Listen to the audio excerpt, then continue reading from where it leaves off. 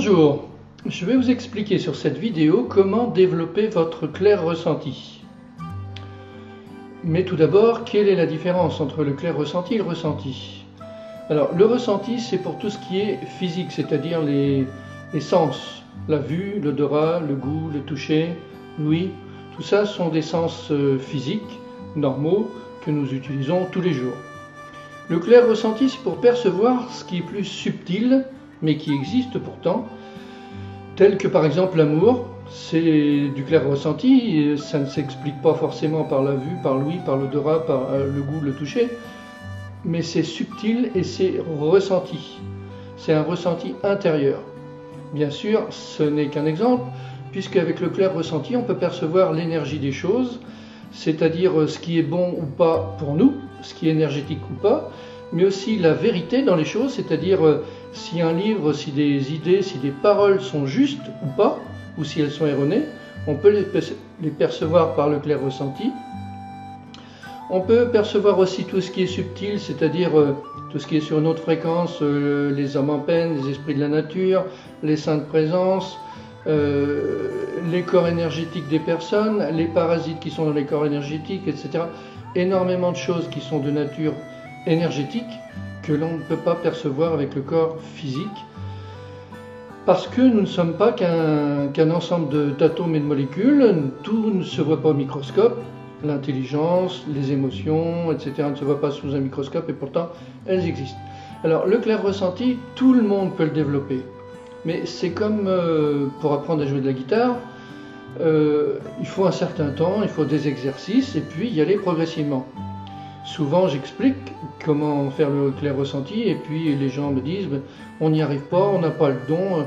Il ne s'agit pas d'un don, il ne s'agit pas d'y arriver en 2 secondes. On prend une guitare, on vous dit quels sont les accords, vous n'allez pas y arriver en une journée. Il faut s'entraîner. C'est pour ça que cette vidéo va être décomposée en 12 cours pour 12 semaines. Et chaque semaine, vous devrez faire des exercices particuliers pour développer un degré de plus et pour développer progressivement votre clair ressenti de manière naturelle. Tout le monde peut le faire, vous pouvez le faire, et vous allez voir que ça ouvre des portes à un monde énorme et qu'il est maintenant bien utile de connaître.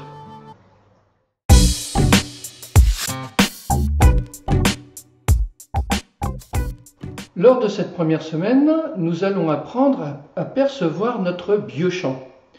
Notre biochamp est une émanation qui vient du cœur, qui est constituée de cercles autour de nous, de plus en plus éloignés, cercles énergétiques, d'une paroi verticale qui va de bas en haut en face de nous, de 2 parois verticales de part et d'autre, à droite et à gauche de nous, une paroi horizontale qui doit être au nombril lorsque l'on est bien centré, enraciné. Le biochamp de l'homme est comme le biochamp de la Terre, il n'y a rien de nouveau. À la limite, il est plus connu par les scientifiques, le biochamp de la Terre, que le biochamp de l'homme. Pour le percevoir, vous allez constituer un sonotest en prenant une application sur votre smartphone, qui est un générateur de fréquences, il y en a plusieurs, et vous le réglez sur 1905 Hz. Lorsque vous le mettez en marche et que vous faites un mouvement en diagonale, c'est-à-dire pas en face de vous ni à côté, mais en diagonale,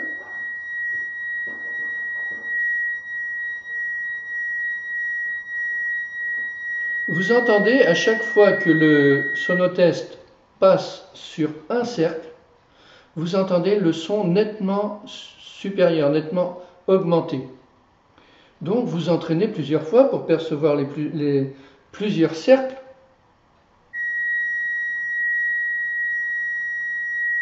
Il y en a un là, il y en a un là, il y en a un autre là. Et puis, autant de fois que vous voulez, vous essayez ensuite de le percevoir à la main. Où sont ces cercles? Ce n'est pas de l'imagination, vous pouvez vérifier à n'importe quel moment où sont ces cercles énergétiques avec le sonotest, et puis vérifier avec la main si vous les percevez bien. Donc pour les percevoir, il faut neutraliser l'intellect. C'est-à-dire c'est vraiment avec l'énergie du cœur, avec le ressenti, l'énergie d'amour, que l'on perçoit. Si on réfléchit, si on s'attend à trouver un mur ou un truc comme ça, et bien entendu on va passer à travers sans rien ressentir. Il faut se dire, je veux ressentir mes corps énergétiques, enfin du moins le biochamp, et la main s'arrête spontanément à cette limite. De l'autre côté, pareil, en face, pareil, les deux mains pas en face l'une de l'autre, vous allez percevoir si votre paroi verticale est bien droite, si celle du côté droit, c'est un peu plus dur, ou du côté gauche, est bien droite aussi jusqu'en bas. Et puis toute cette semaine, vous allez faire ces exercices, 6-7 fois par jour, toute la semaine, il faut le faire au moins une quarantaine de fois, de manière à banaliser la chose, percevoir le biochamp sur la surface horizontale qui doit être au nombril, et puis répéter, répéter, répéter, de manière à le faire naturellement, sans réfléchir. Au début, on intellectualise un peu, et puis après, petit à petit, en fait, on ressent tout de suite, sans se poser de questions, et on est certain de percevoir où sont les parois de notre biochamp, circulaires et droites, c'est-à-dire verticales, horizontales. Première semaine, perception du biochamp, de votre biochamp, en prenant le sonotest autant de fois que vous voudrez, pour être sûr de percevoir au bon endroit.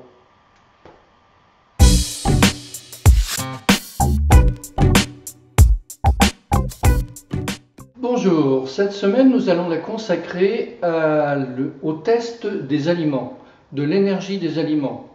Est-ce que ces aliments sont bons pour nous ou pas? Donc la première chose, nous allons prendre tous les aliments de la maison qu'on a régulièrement, et puis vous pourrez tester aussi les aliments dans les magasins, un peu partout, qu'ils soient bio, qu'ils ne soient pas bio, qu'ils soient de grande distribution, qu'ils soient de producteurs. Testez toute cette semaine tous les aliments de manière à voir leur énergie.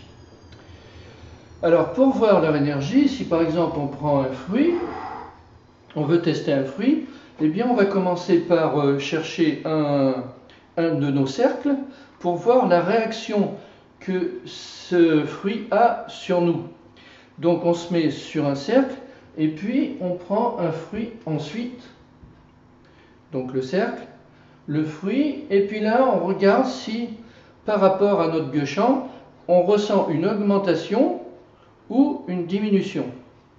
Si on a une augmentation, si par exemple on est à 20 cm au début à peu près, et puis qu'on a 2 cm de plus, eh ben, on peut dire que le fruit nous énergise de plus 10%.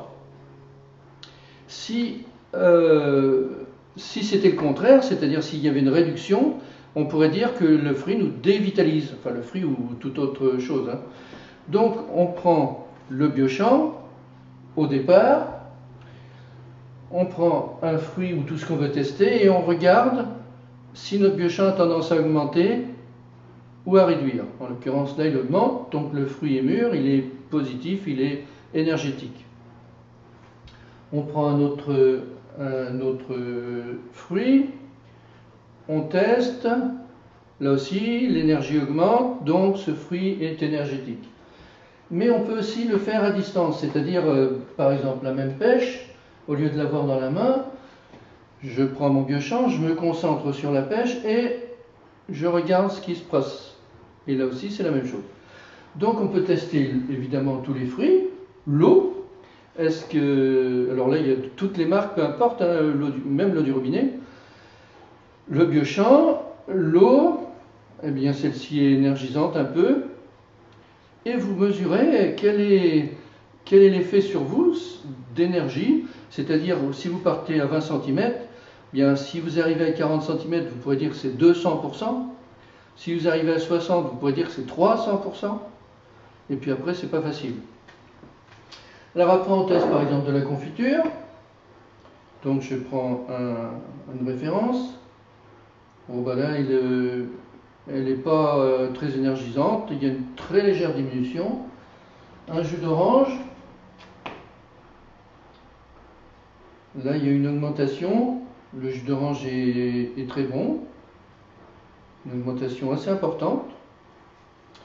On pourra tester de la même manière du café. Alors là, vous allez voir que le café, en général, ça réduit, des fois 50%.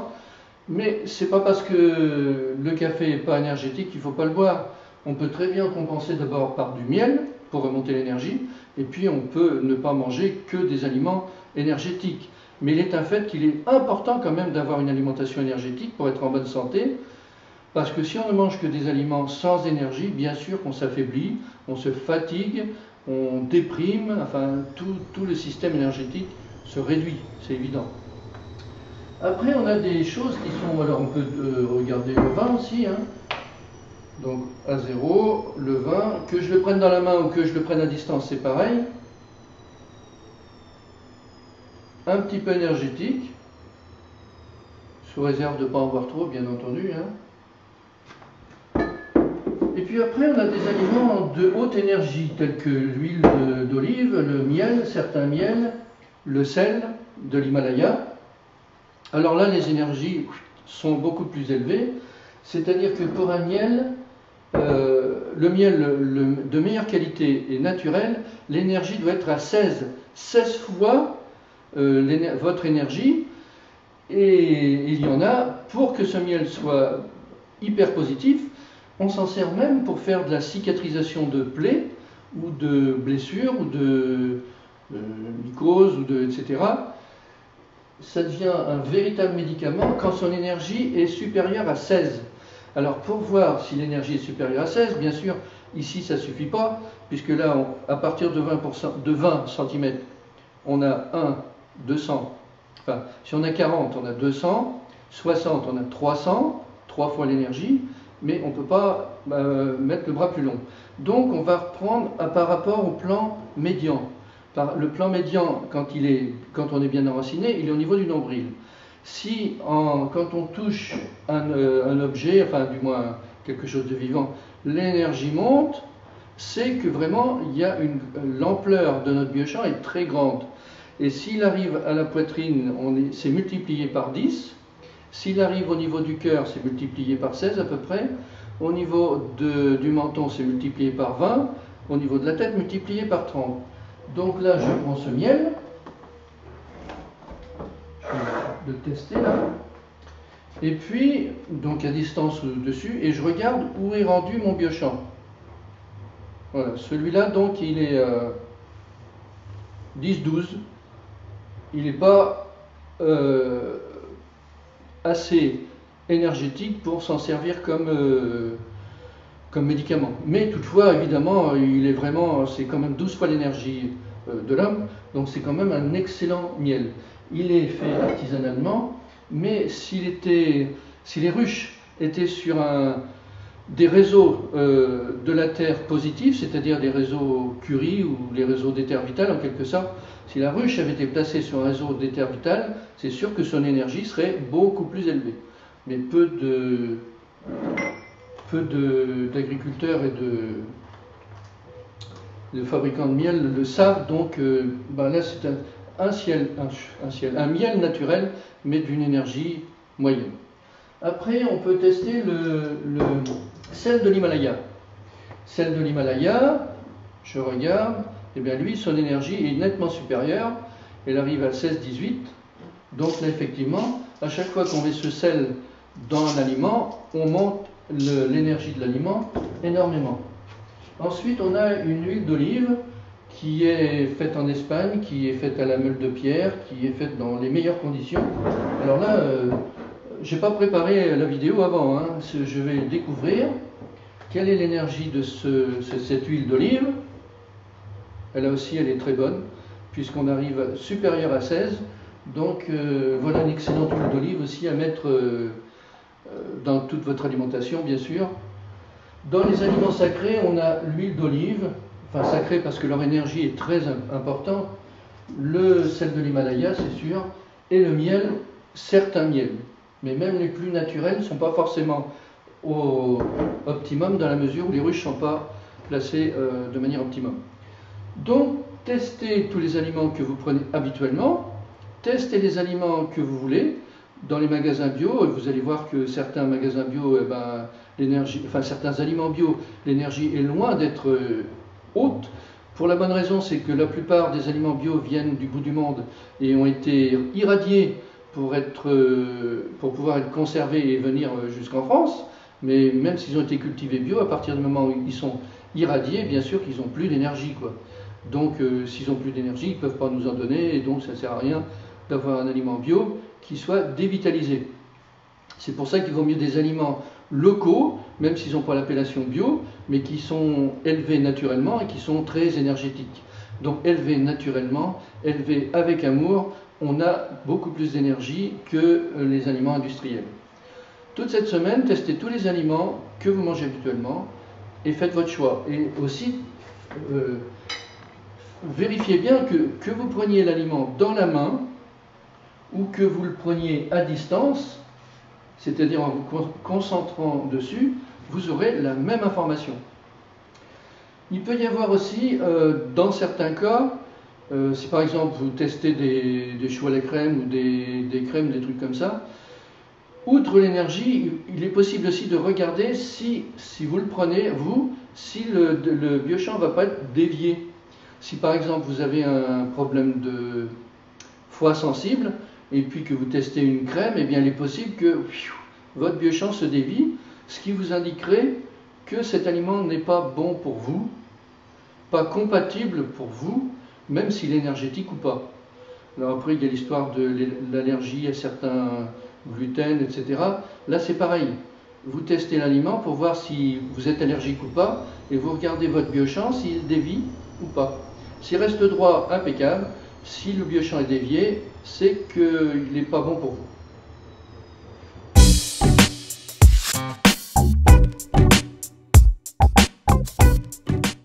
Bonjour, cette semaine nous allons tester les propos et les écrits, c'est-à-dire la vérité dans ce qui est écrit, ce qui est dit. Alors là, on va prendre le biochamp de face, c'est-à-dire le plan vertical, et puis on va vérifier en prenant un livre, en testant une vidéo, en testant un film, en testant des propos d'une personne, si ces paroles nous dévient le biochamp ou pas. C'est-à-dire, si les paroles ou les écrits sont justes, eh bien, on va avoir le biochamp qui ne va pas bouger en testant. Le biochamp de face va rester droit. Dans la mesure où c'est juste, le biochamp de face reste droit. Mais s'il se dévie à droite ou à gauche, c'est que les propos sont erronés. Quelquefois, ils sont erronés sans que l'auteur le sache, parce qu'il répète bêtement en quelque sorte ce qu'il a appris. Donc il est possible que ce soit erroné, mais sans que la personne le sache, ou alors que ça soit erroné, voire mensonger, ou alors c'est dangereux si le biochamp se met en diagonale. Donc c'est juste, c'est erroné ou mensonger, c'est dangereux si le biochamp se met en diagonale. Alors on va commencer par tester des livres. Par exemple un livre pris au hasard, hein. Vous pouvez tester tous vos livres, tous ceux à qui vous accordez de l'importance bien sûr, hein. Et vous le testez, vous regardez, est-ce que le biochamp, ah ben là j'ai une légère déviation à droite, je ne sais même pas ce que c'est ce livre, je l'ai pris au hasard. Et bien entendu que si le livre se dévie votre biochamp, le cœur a ses raisons que la raison ne connaît pas, c'est-à-dire que lui il ne réfléchit pas, hein, donc il réagit. Si il y a une déviation, bien entendu qu'il va falloir se méfier. Plus la déviation est importante, plus c'est mensonger et moins il faut accorder de confiance. Un autre livre de magie, je le mets devant moi, je le teste. Alors là, grosse déviation. Un autre livre sur l'histoire inconnue des hommes. Je le teste. Et bien là, par contre, le biochamp est relativement droit. Donc ce qui est marqué là-dedans est assez véridique. Après, on peut tester à quelle proportion c'est véridique. C'est-à-dire, on prend par exemple comment dire, une ligne, puis on dit il est véridique à combien de pourcents, et là, ça me dit 70-80. C'est-à-dire, sur la ligne, on dit 0-100%, et on regarde où la main s'arrête. Mais là, c'est une autre chose que vous apprendrez après plus tard. Le corps humain, est-ce que ce qui est marqué dedans est juste? Heureusement, c'est juste, d'accord. Après, quel est le pourcentage de justesse? Ah ben là, ça me dit pratiquement 100%, ce qui est heureusement normal.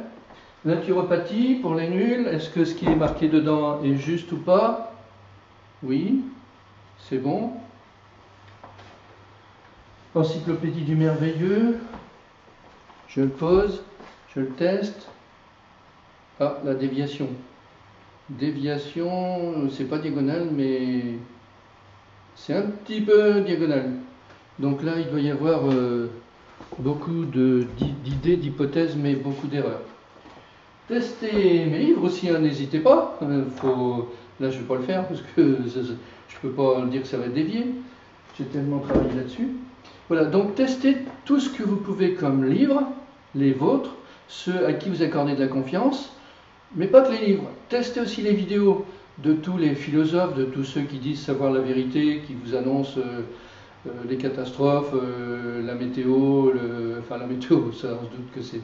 Non mais ceux qui influencent les hommes politiques, bien entendu, les propos des hommes politiques. Est-ce que tel propos est vrai ou pas? Pas souvent, ça va dévier.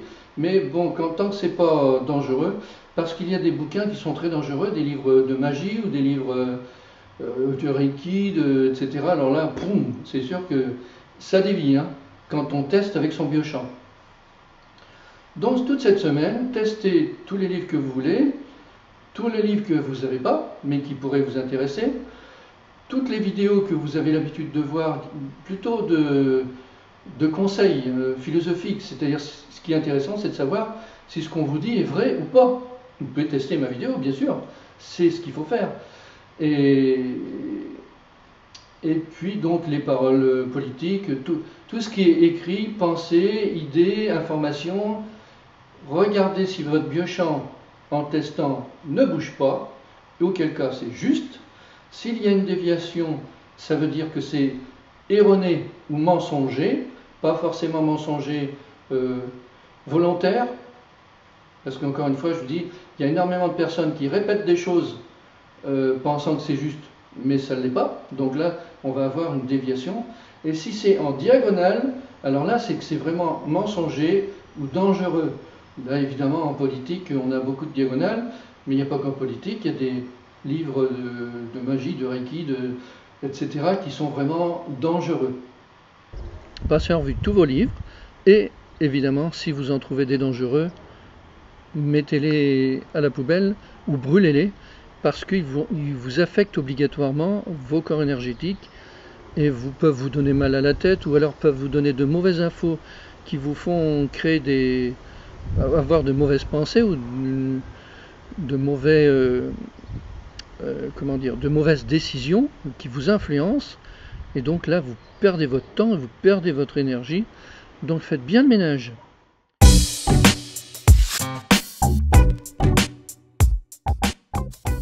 Maintenant, toute cette 4e semaine, vous allez la consacrer à tester les plantes, petites plantes ou les arbres, et leur poser des questions. Donc, parce que les plantes, les arbres, tout ce qui est vivant, comme nous, a un biochamp. C'est-à-dire qu'à partir du moment où vous avez perçu votre biochamp circulaire, vous pouvez, en vous branchant sur une plante, chercher où est son biochamp aussi. Alors vous pouvez aussi utiliser le sonotest si vous voulez, hein, avec comme on a dit au départ, mais vous pouvez percevoir le biochamp dans la mesure où vous êtes déjà entraîné un petit peu. Et puis ensuite, dans la mesure où vous pouvez percevoir le biochamp, vous allez dialoguer avec la plante. C'est-à-dire, évidemment, il n'y a pas grande conversation avec une plante, mais on peut lui demander, par exemple, donc je me pose dessus, et je lui demande, est-ce que tu vas bien?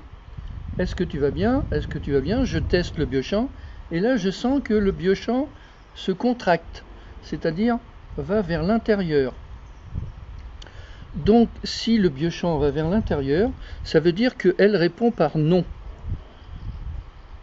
Elle ne le répond pas oralement, mais elle nous fait percevoir au niveau de son énergie que c'est non. Alors donc, on peut lui poser la question, parce que là, je sais qu'elle est sèche, donc je sais déjà un petit peu le pourquoi. Et donc, je me remets sur son biochamp, et je lui pose la question, est-ce que tu veux de l'eau? Et là, de manière neutre toujours, je sens que le biochamp augmente en grandeur. Donc, je sais, elle me fait comprendre qu'elle a besoin d'eau. Quelquefois, c'est assez compliqué si on parle à un arbre et que l'on lui demande s'il a un problème qui nous dit oui. Après, il faut trouver lequel. Donc, ça peut être des vers, ça peut être un réseau souterrain, ça peut être X choses. Mais on peut toujours avoir un oui ou un non si on pose les bonnes questions en se fixant sur le biochamp de la plante ou de l'arbre. Ce n'est pas de l'imagination, testez-le vous-même et vous allez le voir. Et là, toute la semaine, eh bien, vous allez faire ces tests sur des plantes, sur des arbres, aller dans la nature. Plus les arbres sont gros, plus évidemment le ressenti est important. C'est là que vous verrez aussi l'importance de l'énergie d'un arbre. Cette importance de l'énergie des arbres et des plantes se constate par l'ampleur du biochamp et aussi la densité de ce biochamp. Et là, effectivement, on comprend mieux qu'au contact d'un arbre, on peut avoir une énergie qui nous est bénéfique ou moins pour expliquer que, effectivement, les arbres, les plantes peuvent aussi soigner par rapport à leur énergie propre. Voilà, toute la semaine, testez des plantes et des arbres, percevez leur biochamp, posez-leur des questions où les réponses sont soit par oui, extension, soit par non, contraction.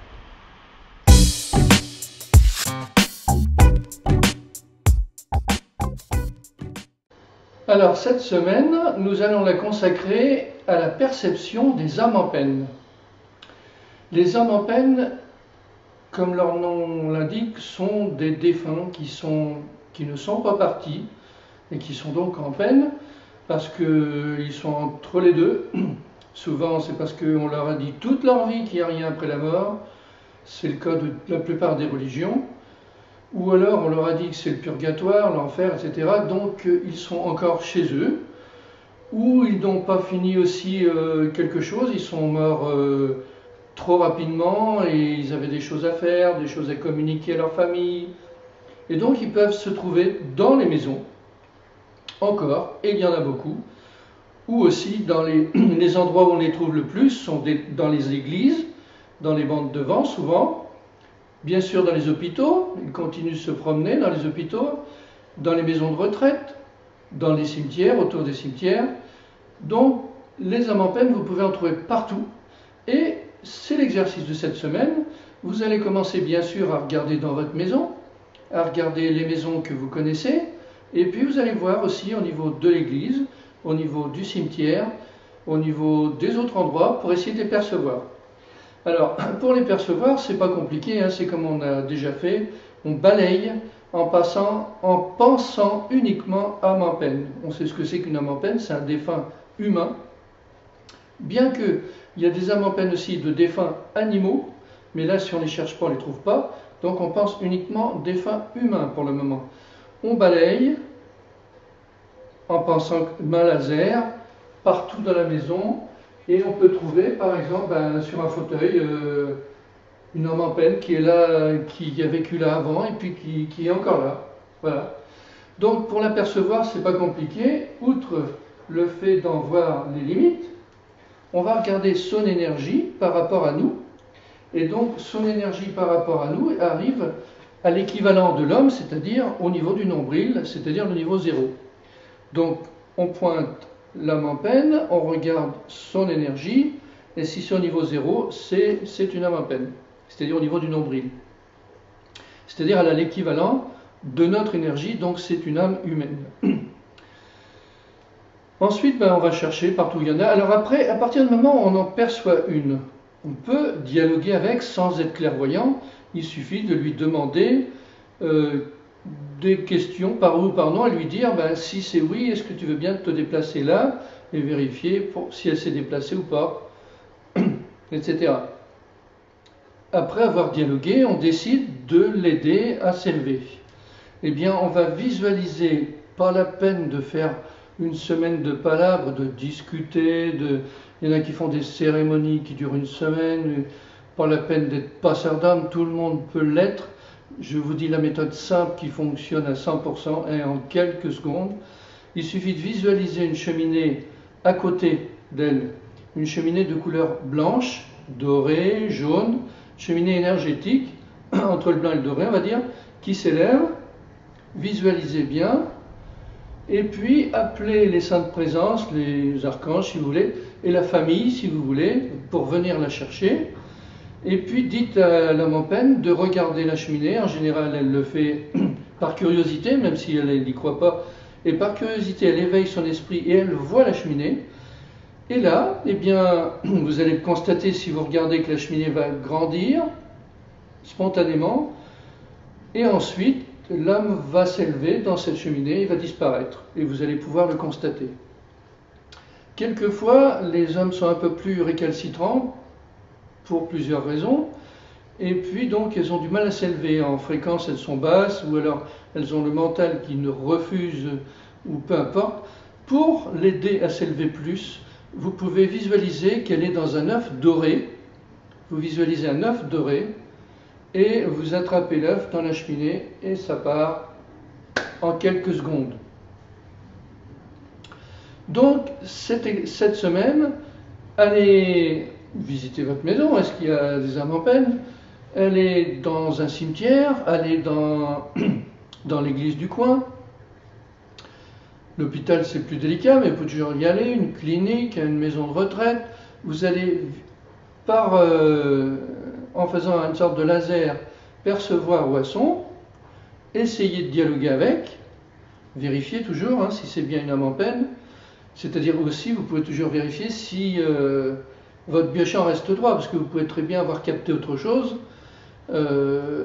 Si ça ne reste pas droit, laissez tomber. Il faut que votre biochamp reste droit et son énergie arrive au niveau du nombril, voire peut-être un peu en dessous, si c'est vraiment une ancienne âme en peine qui peut être là depuis plusieurs centaines d'années. On peut trouver dans des cimetières des âmes qui sont là depuis plusieurs centaines d'années. Si la fréquence est plus basse, c'est pas grave, peu importe, et vous la faites partir si vous voulez, en faisant la cheminée. Et puis que ce soit n'importe où, dans l'église, partout, c'est la même chose, il n'y a pas de problème. Vous verrez d'ailleurs qu'il y a souvent des âmes en peine dans les bancs des religieux, peu importe. Toute cette semaine, allez-y, testez où il y en a, etc. Il n'y a pas lieu d'avoir peur, il n'y a aucune raison d'avoir peur.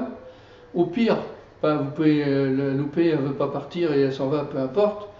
Mais pour les percevoir, pour le contact, il n'y a que la télévision qui fait peur, évidemment, pour les scénarios spectacles. Donc il vaut mieux faire peur avec les fantômes, les fins, etc. Après, il y a tout un système commercial, des films avec des gadgets. Il faut savoir aussi qu'au passage d'une âme en peine, il y a une énergie dans l'air qui effectivement peut se capter avec des appareils électriques. Donc il y a des Américains qui captent les âmes en peine avec des appareils électriques et qui prennent des photos et qui ont des photos de nuages au mieux. Mais bon, peu importe, c'est pas du tout sur la même fréquence. Elles ne sont pas sur la fréquence physique, puisque leur corps physique est dans la Terre, et elles ont tous les autres corps, éthériques, émotifs, etc. Et elles se promènent de la même grandeur, que c'est pas du tout non plus un petit rond comme certains l'affirment, comme en voyant des orbes sur les photos. Ça n'a rien à voir. On peut voir des nuages, on peut voir des photos, si elles veulent vraiment se montrer, on peut les voir sur une photo, comme je vous fais voir, comme j'ai montré sur un livre aussi. Voilà. Donc, pas de peur. Allez-y, simplement pensez ce que vous voulez, et puis vous allez les percevoir sans problème. Faites ça toute la semaine, de manière à banaliser la chose aussi. Alors, vous pouvez aussi tester s'il y a des âmes en peine d'animaux domestiques. Si vous avez perdu un chien, un chat qui était très affectueux, il est possible qu'il soit encore là. Et c'est la même chose, vous balayez l'air en pensant esprit animalier, et puis si vous en trouvez un qui va correspondre donc à la grandeur de votre animal, qui est plus petit, vous pouvez aussi, puisque là on est par télépathie, on n'est plus, dans le corps physique, aussi lui poser des questions, éventuellement, s'il se déplace ou s'il ne se déplace pas, les questions par oui, par non. Et puis s'il ne se déplace pas, de toute façon, vous pouvez aussi faire une cheminée et le faire partir comme on fait pour les humains. Cheminée dorée, blanc doré, et puis vous allez voir qu'il part aussi. S'il ne part pas, vous faites une bulle dorée et puis vous l'aidez. Ensuite, faites le test, soyez neutre, mais ne vous occupez pas de ce que disent les autres ou ce que pensent les autres. Constatez vous-même. Beaucoup de personnes sont encore dans l'ignorance. Celles qui veulent, qui sont dans l'ignorance, qui sont scientifiques, eh ben, dites-leur d'aller voir Jean-Jacques Charbonnier. Il a passé sa vie à recueillir les témoignages des défunts qui sont revenus, c'est-à-dire des EMI, des expériences de mort imminente. Il fait régulièrement des conférences autour de la France, etc., pour expliquer qu'effectivement les défunts partent et peuvent revenir quand ils sont donc dans un état de maladie. Et donc ce qui veut dire qu'il y a bien un espace après la mort, sans aucun doute médical, puisqu'il y a des milliers de témoignages, donc c'est médicalement reconnu. C'était déjà reconnu avant dans les religions. Dans la Bible, ça a été supprimé à une certaine période pour mieux pouvoir manipuler le peuple, évidemment. Dans toutes les religions, c'est pareil, de toute façon. Ils ont toujours supprimé toutes les connaissances pour mieux pouvoir manipuler les groupes. Voilà, passez cette semaine donc à percevoir les âmes en peine, petites, grandes, anciennes ou pas anciennes, dans les cimetières, etc., où vous voulez. Une semaine pour bien les percevoir et bien banaliser la chose.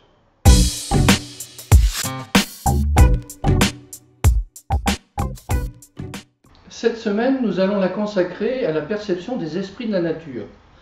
Donc vous allez aller dans les jardins, vous allez aller partout où il y a des fleurs, des plantes, des arbres, et puis vous allez poser la question en balayant, est-ce qu'il y a un esprit de la nature ? Donc vous balayez, et puis dès que la main s'arrête, vous essayez de regarder quelle est sa dimension, sa hauteur. Est-ce que c'est réellement un esprit de la nature, donc pour vérifier si votre biochamp reste droit? Oui. Et ensuite, regardez son énergie par rapport à vous. C'est-à-dire que plus les esprits sont énergétiques, plus il y a une différence évidemment par rapport à l'homme. Quand on est un nombril, on est au niveau du biochamp normal, et au contact d'une présence énergétiquement élevée, notre biochamp va spontanément augmenter en hauteur, c'est-à-dire va s'élever. Donc si par exemple on est au nombril, on est à 0, à la pointe des seins on est à 10, au menton on est à 20, sur la tête on est à 30 et en hauteur on est à 45, c'est-à-dire 10 fois l'énergie de l'homme, 20 fois l'énergie de l'homme, 30 fois l'énergie de l'homme, etc. Bien sûr, plus on monte, plus il s'agit d'un esprit subtil, d'un esprit spirituel. Et donc, selon l'énergie, si par exemple on va trouver un petit esprit de la nature qui fait 1 mètre, et puis que son énergie est à peu près entre 300 et 500 par rapport à nous, eh bien on va dire que c'est certainement un gnome ou un lutin. Si on teste une présence bien plus grande, qui peut faire 2 mètres, qui peut faire 2 mètres de large aussi, et que son énergie arrive à peu près au niveau 16, c'est-à-dire un peu entre là et là on peut avoir affaire à une fée. C'est-à-dire qu'il y a dans la nature des esprits qui ont tous un rôle, mais pas comme dans les films bien sûr.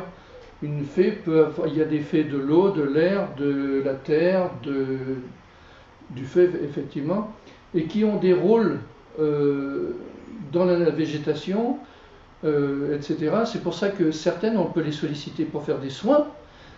Par exemple, la fée que l'on appelle Valkyrie, qui pourrait avoir un autre nom selon les traditions, on sait qu'elle s'occupe de la sève des arbres. Donc c'est elle qu'on sollicite pour nettoyer la thyroïde, puisque la thyroïde a le même principe un peu, et puis par exemple pour la radioactivité, on va solliciter cette fée pour nettoyer la glande thyroïde.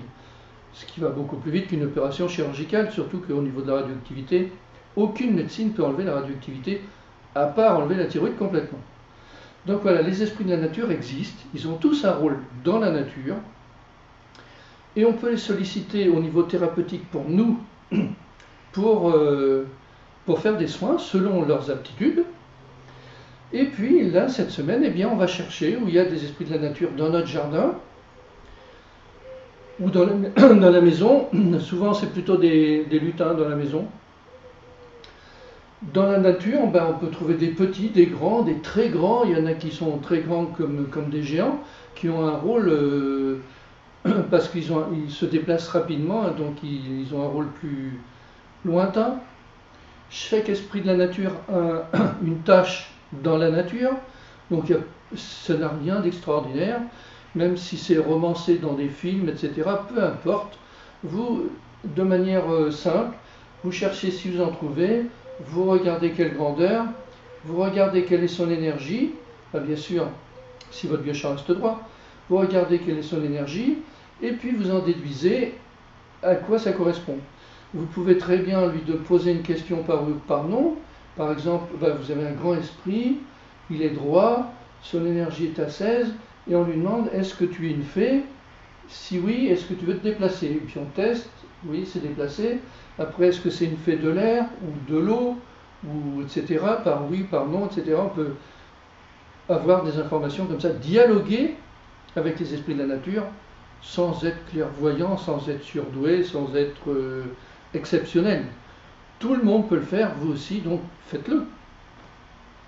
Ensuite, bien, pour déterminer quels sont les esprits de la nature, il faut les apprendre, évidemment. Donc, on va dire les gnomes, c'est à peu près 300, les fées, c'est dans les 16-18. Vous allez voir, on va faire après les saintes présences, et ça monte en énergie, hein, mais on verra ça la semaine prochaine.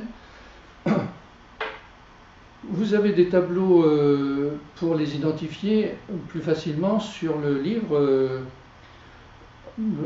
que je vous refais voir là. Il y en a peut-être d'autres. Nous, on fait uniquement des constats parce qu'il y a énormément de désinformation, de fausses informations, de personnes qui sont parasitées ou qui ont un ego un peu trop développé, etc. Bref, les informations qu'on donne là-dessus sont des informations que nous, on a constatées, que nous, on a vérifiées, sans être influencés. Toute cette semaine, passez en revue votre jardin, passez en revue, allez dans le jardin public, il y a toujours un jardin public, allez dans les bois, dans les forêts, sur le bord de la mer, en montagne, partout où vous pouvez. Évidemment, si vous êtes en ville, c'est plus des parcs, mais peu importe, il y en a partout, hein, même en ville. Hein. Et testez, cherchez, regardez la dimension, regardez si votre biochamp reste droit, et essayez de percevoir l'énergie de l'esprit, essayez de dialoguer, et puis vous allez voir aussi que certains, si vous leur demandez de vous accompagner, si vous pensez qu'il n'y en a pas dans votre jardin, vont le faire avec grande bienveillance. On voit par exemple pour ce qui est d'un grand esprit qu'on trouve sur les arbres, qui, je ne vais pas rentrer trop dans les détails, vous retrouverez tout ça dans les livres, qui vient souvent, qui est très content de venir chez vous pour assurer une protection, parce que aussi certains esprits assurent une protection énergétique du lieu. Chacun a un rôle. Voilà. Prenez toute la semaine, percevez les esprits de la nature, essayez de définir qui ils sont, et puis on verra la semaine prochaine pour la suite.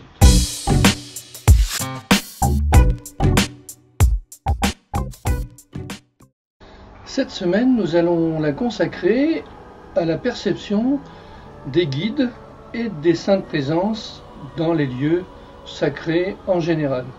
Mais vous pouvez aussi en trouver au niveau de certaines sources, au niveau de certains dolmens, au niveau de lieux sacrés, parce qu'elles sont là où il y a des lieux importants, des lieux sacrés, ou alors des lieux énergétiquement importants. Donc on a vu au niveau des énergies qu'on avait l'effet qui était au niveau 16 à 18. Au-delà, eh bien, il s'agit des saintes présences.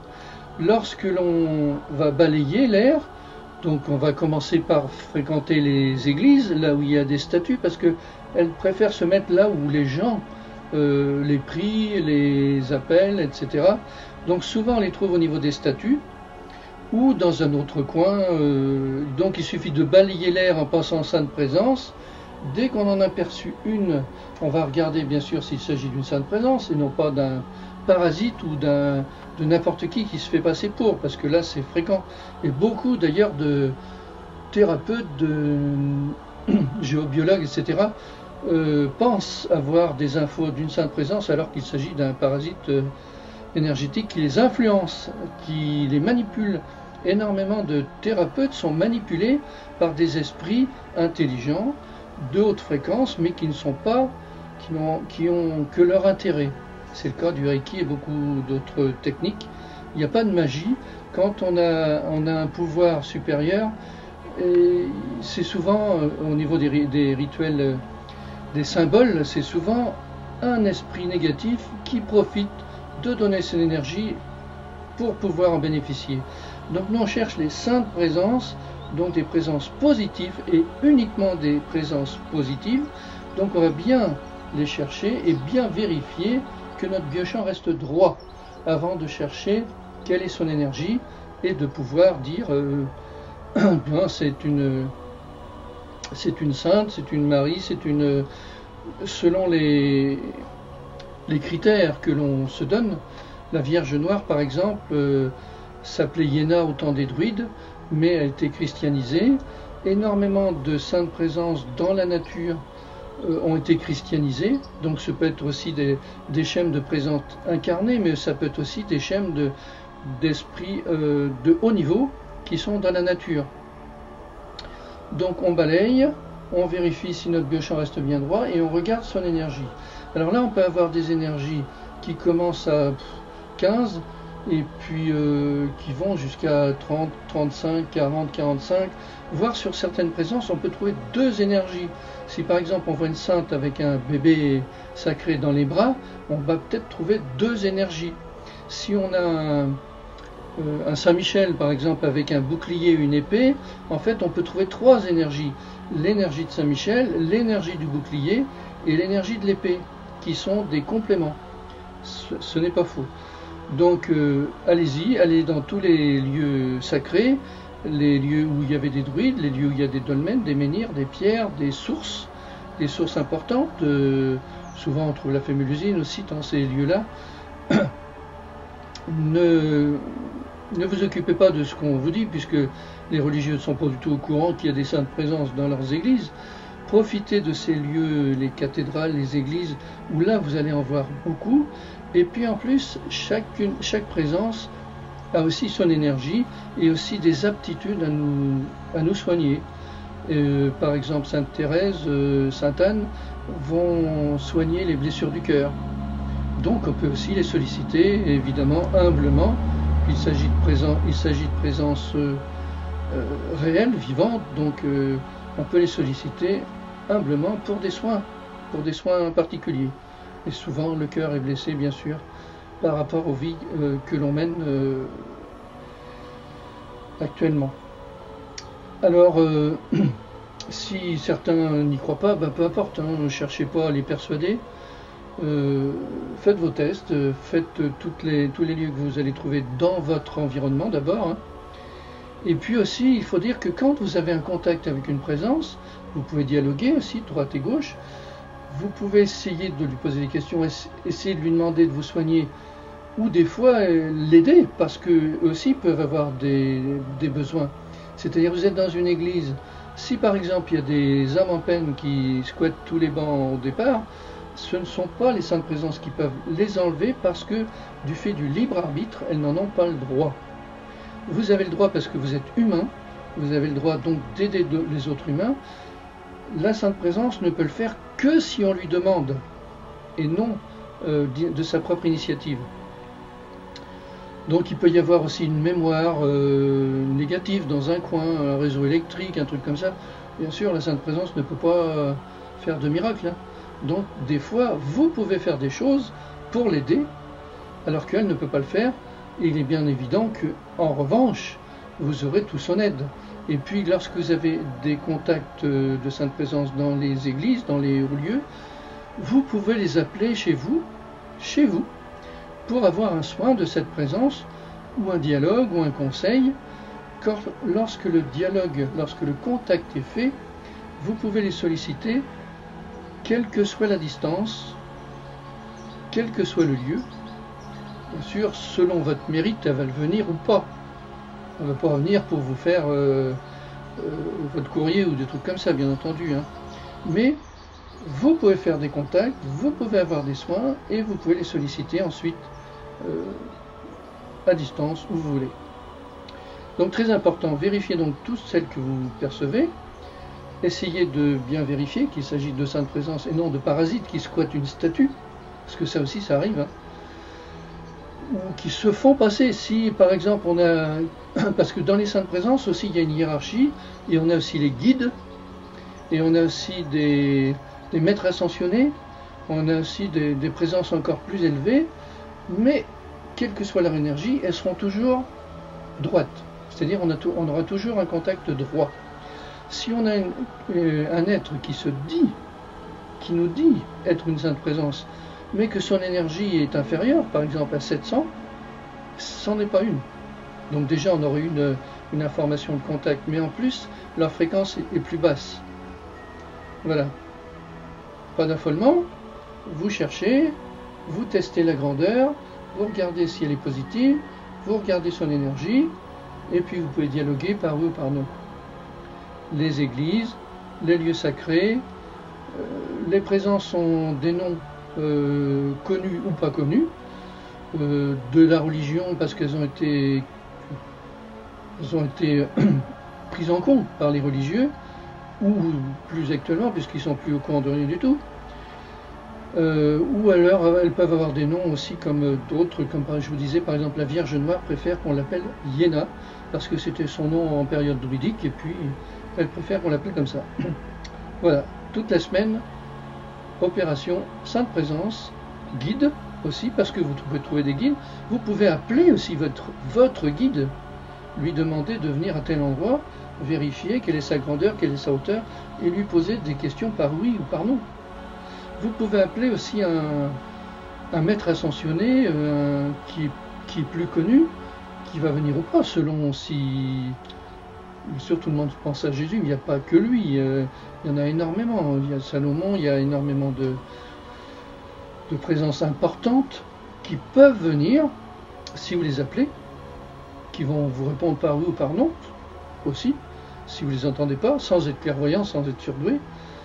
Mais peut-être vont-elles pas venir parce qu'il n'y en a aucun intérêt, elles ne viennent pas pour rien du tout. Il faut quand même les appeler pour quelque chose de très important.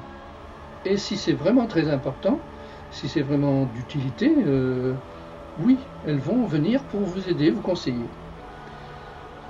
Mais, évidemment, les deux plus grandes sont Jésus, dont le second nom est Sananda, Marie-Madeleine, dont le second nom est Dame d'Anna, parce qu'ils ont des noms plus éternels qu'une certaine époque, d'une certaine vie sur Terre. Ce sont peut-être les deux plus grandes au niveau de la responsabilité de la planète. Parce que sur chaque planète, il y a aussi d'autres saintes présences, d'autres guides, d'autres... c'est pas, il n'y a pas un Dieu tout seul, hein, il y a énormément de présences élevées qui peuvent venir vous aider, avec qui il faut prendre l'habitude de contacter, de dialoguer, de percevoir.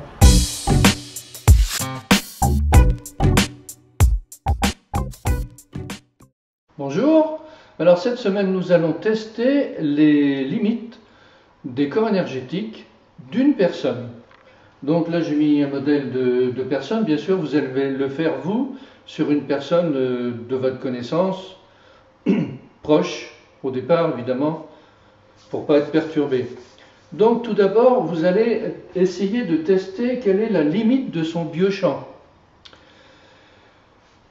Donc en fait, pour le moment, comme vous avez l'habitude de votre biochamp, vous allez simplement le faire sur votre personne test, à savoir où est son biochamp de face, du moins la paroi verticale, où est la paroi horizontale, et vous allez voir si l'ensemble est bien centré, si le plan vertical central est bien au milieu, et si le plan horizontal est bien au milieu, c'est-à-dire au nombril.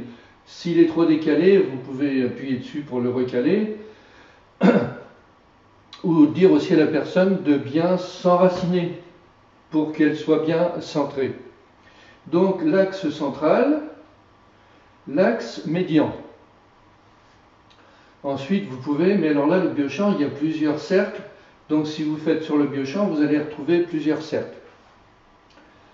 La deuxième chose sont les corps énergétiques. Alors les corps énergétiques, ça n'a rien à voir avec le biochamp, c'est deux choses différentes. Tout est énergie, mais ce n'est pas la même fréquence. Le biochamp est une émanation qui vient du cœur, alors que les corps énergétiques, les limites sont sur d'autres fréquences. Donc en premier lieu, vous allez regarder le corps éthérique. Alors je vous indique qu'il y a donc plusieurs corps. Il y a le corps éthérique, c'est les énergies du physique. Le corps émotif, c'est l'ensemble des émotions. Le corps mental, troisième. Le corps causal, ce sont les programmes. Le corps spirituel, l'esprit. Le corps cristal. Le corps lumière. Et il n'y en a pas d'autre. Et si vous cherchez autre chose, vous ne trouverez rien d'autre, parce qu'il n'y en a pas d'autre. Par contre, tout cela, vous pouvez les percevoir. Ils existent, et pour tout le monde. Ce n'est pas une exception. Alors, ils sont plus ou moins propres et lumineux et nettoyés, ça c'est sûr, mais ce sont les mêmes corps pour tout le monde. Alors que la science ne connaît que le corps physique. Bon. Alors, on se base sur les limites du corps éthérique. Les limites du corps éthérique, et là vous devez ressentir que ça fait un halo, ça fait une bulle qui entoure la personne, et puis donc vous faites bien le test, devant, derrière, aussi si vous voulez, pour pouvoir aussi regarder s'il y a des fuites d'énergie.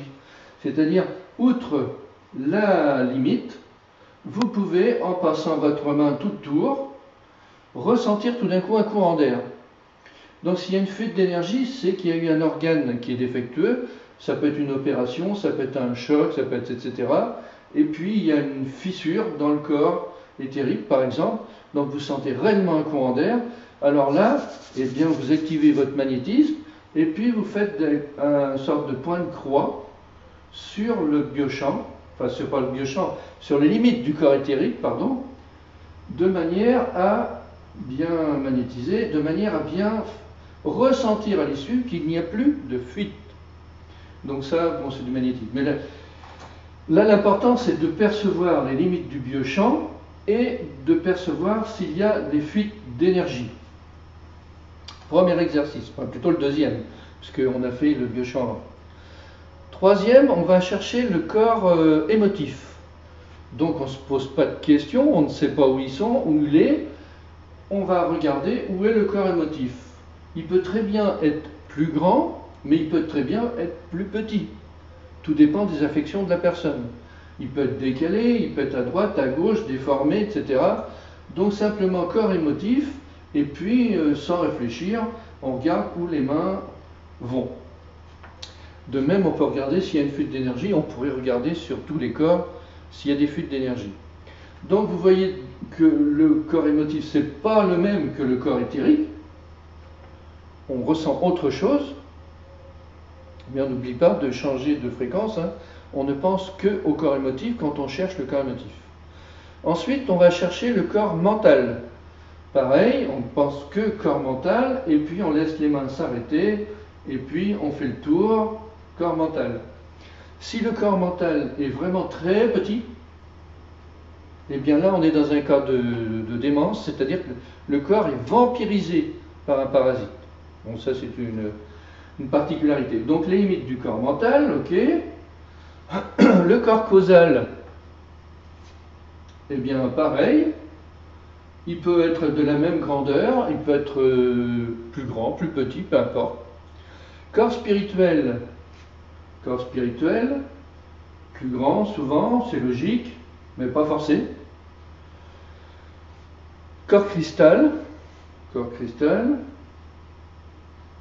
on perçoit un peu différemment en ne pensant que corps cristal, et corps de lumière, on perçoit encore autre chose, qui peut être de plus en plus grand, mais pas forcé. Ça dépend des personnes, ça dépend de leur... Et puis bien sûr, si on cherche un autre corps divin, bien sûr que là ça n'existe pas, c'est une illusion, on n'est pas divin. Si on cherche ce corps bouddhique, bouddhique c'est la tradition bouddhique, mais ça correspond dans la tradition normale au corps spirituel. On n'est pas plus bouddhique que catholique ou autre chose, donc on cherche le corps spirituel. On ne cherche pas de corps bouddhique. Voilà, toute cette semaine, eh bien, vous allez la passer à percevoir le biochamp sur une autre personne et à percevoir les limites des corps énergétiques. Et puis c'est pareil pour les animaux, pour un chat, pour un chien, vous pouvez regarder où sont ces corps énergétiques. Ce qui va vous apprendre aussi s'il y a un décalage ou pas, parce que si vraiment les corps sont décalés, bien entendu que la personne ne peut pas être en bonne santé, c'est obligatoire. Donc, essayez de percevoir les corps énergétiques, puisqu'en fait c'est ça, c'est les corps énergétiques des personnes, et puis d'en voir les limites d'une part, d'en percevoir s'il y a des trous, s'il y a des déformations. Les trous, vous pouvez essayer, comme je vous ai expliqué, de reboucher les trous. Vous ne posez pas de questions, ça marche ou ça ne marche pas, hein, vous allez le constater. Si ça ne marche pas, c'est pas grave, vous apprendrez plus tard. Mais voilà, donc il est bien entendu que si vous voyez qu'il y a des corps qui sont décalés, et bien entendu la personne ne peut pas être bien dans sa peau. Elle peut très bien être en état de malaise, en état de souffrance, de fatigue générale, mais en tout cas elle n'est pas bien connectée, quoi. Il y a des cas miraculeux où simplement en remettant le corps éthérique à sa place, parce que suite à un choc il a été déplacé, eh bien la personne qui était handicapée tout d'un coup redevient, enfin qui était sur une chaise roulante par exemple, on met le corps à sa place et la personne repart. C'est pas un miracle, c'est simplement les corps énergétiques qui n'étaient pas à leur place, c'est tout. Donc une semaine de travail, perception des corps énergétiques, des limites sur toutes les personnes que vous voulez, y compris sur vos animaux, y compris sur vous-même si vous voulez, mais alors là il faut le faire en miroir, c'est-à-dire vous prenez un miroir et vous le faites sur la personne que vous voyez en face. C'est vous peut-être, mais il ne faut pas penser à vous parce que vous ne pouvez pas le faire comme ça, hein, mais vous le faites en miroir et vous regardez les limites de vos corps énergétiques, si vous êtes bien centré, si vous êtes bien calé sur l'image en miroir.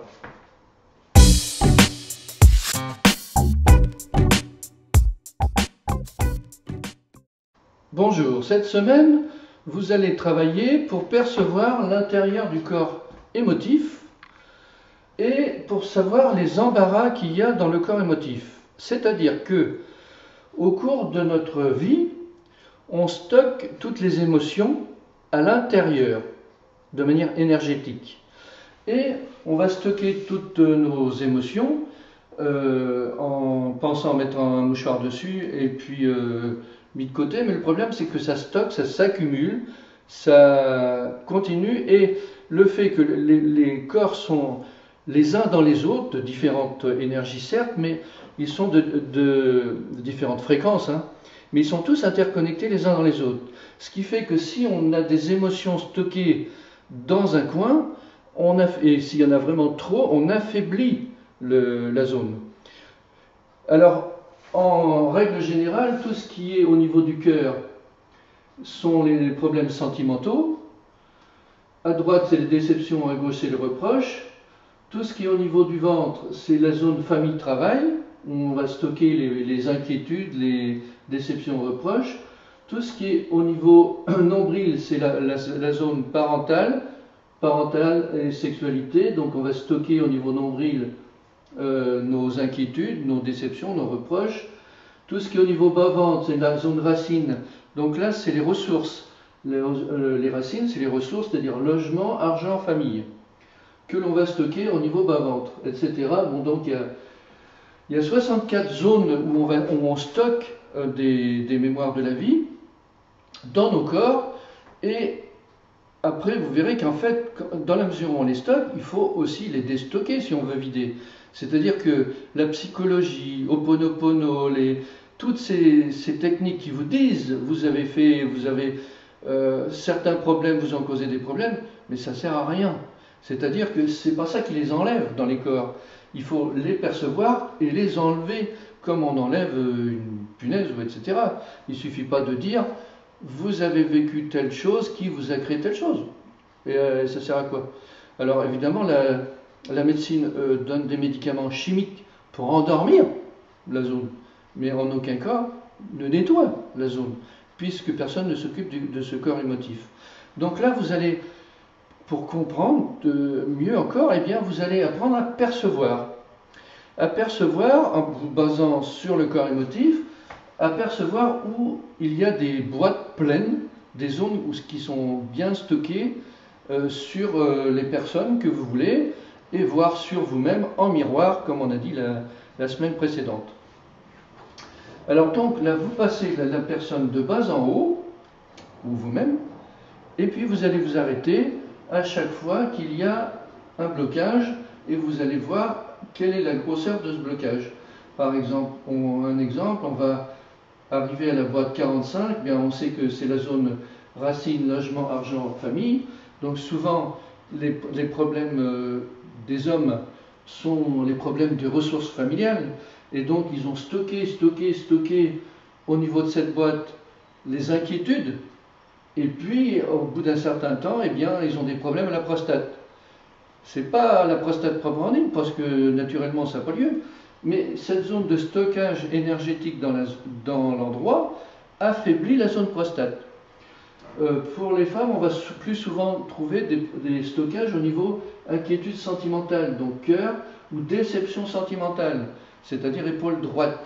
Et là, s'il y a vraiment un gros stockage de déception sentimentale, eh bien, on affaiblit la zone et il risque d'y avoir un cancer du sein droit.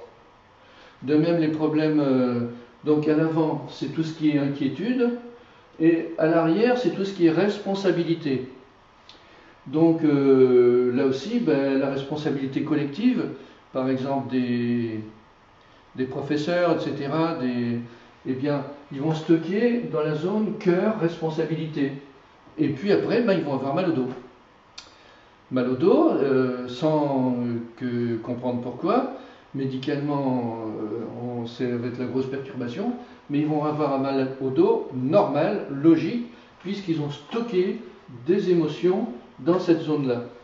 Alors, vous allez vous chercher à les percevoir, et puis voir la grosseur des zones stockées sur les personnes autour de vous et sur vous-même.